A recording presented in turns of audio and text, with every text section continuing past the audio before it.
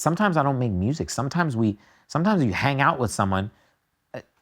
Take Phineas, for example. When we did, we did Lonely, okay?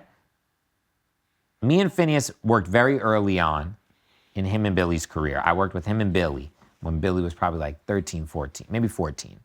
You must be one of only 2 or 3 other people she's ever worked with. It's really weird. Yeah, I don't think she's been in the studio with a lot of people. Yeah, no, that's like 2 or 3. She Really? told me, yeah. Yeah, it was like Tyler, the Creator, I guess me, and then like maybe, I guess she doesn't.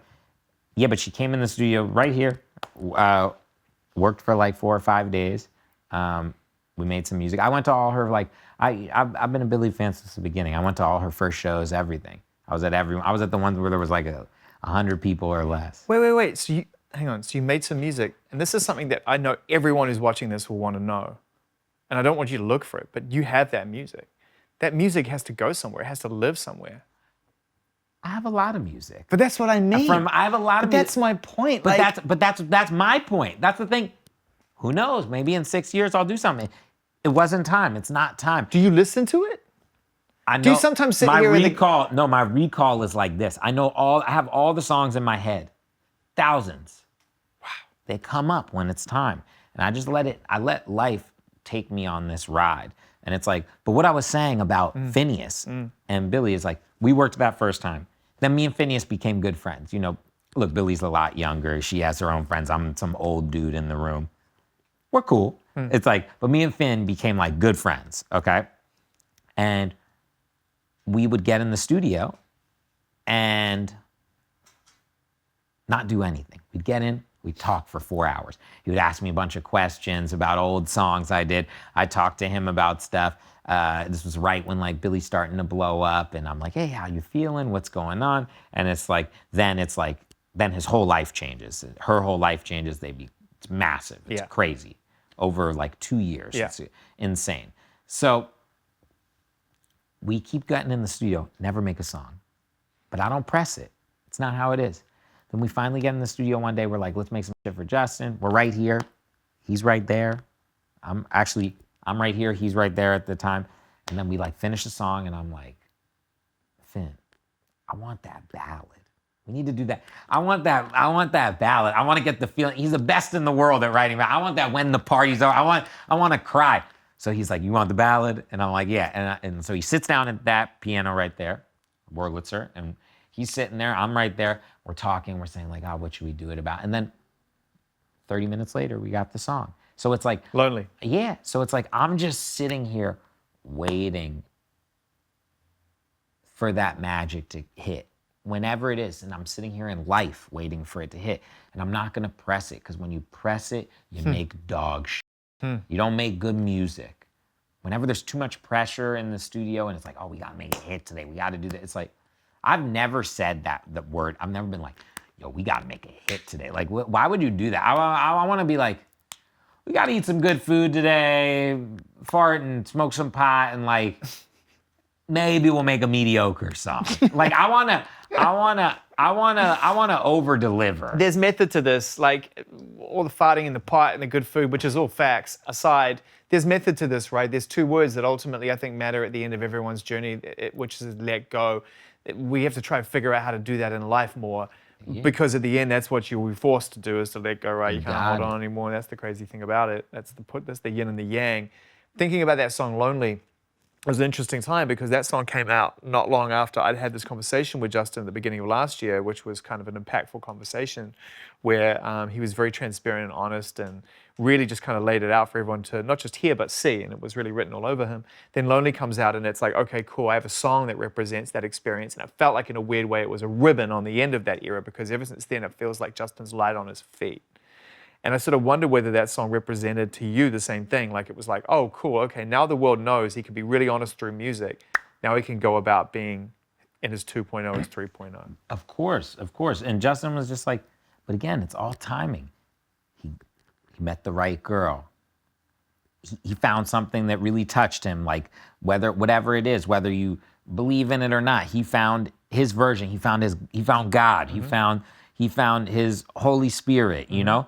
And then he found his voice. He found it, because he always has voice. You know, Justin was this artist But we were coming to him for a specific thing. First, he Yeah. was this like cute, obsessed thing. It was this Beatlemania. And then he was like this bad boy. And then, but it's like, but like no one got to come for Justin. And I feel like now you're coming for Justin. You as a person, Yeah. you know a little bit more about him.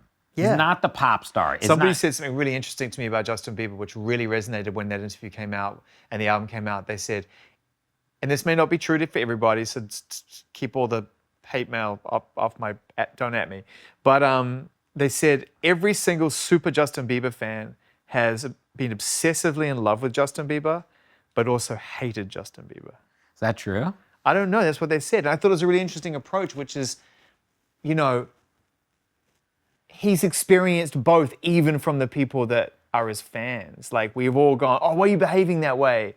Like, what the f***'s wrong with you? Like, that's the point. We've loved his music. We've also hated, he's also been on the receiving end of both sides. Yeah, he's a human fucking being. Like, this is the thing that's like so crazy to me. It's like, okay, Zane, if you do something stupid, like your wife might be like, you're a fucking idiot. Or your friends might be like, man, I'm disappointed in you. If you do something stupid, it's not on CNN the next day. Yeah. Unless you murder someone. Yeah. You know? And it's like we put all these artists, like, and it's like, for me, like, becoming an artist, I thought I always could relate to artists. And I did pretty good.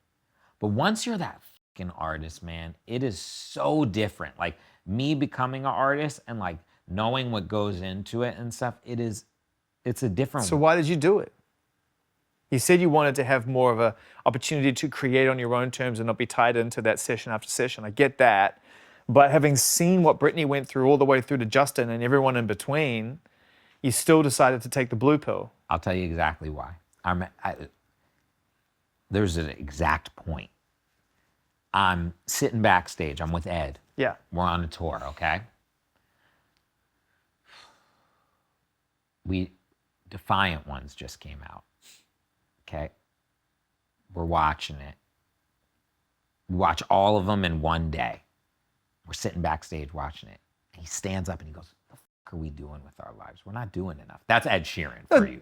That's Ed. To be clear, we all did that after watching the Defiant Ones. Yeah. That's Ed Sheeran though for you too. And he goes, "What are we doing with ourselves?" And I'm like, sitting there, and then he's like, all right, literally it was like out of a movie. He was like, they were like 5 minutes, and then he was like, all right, I gotta go. And he played a sold out arena. A sold out stadium of 70,000 people.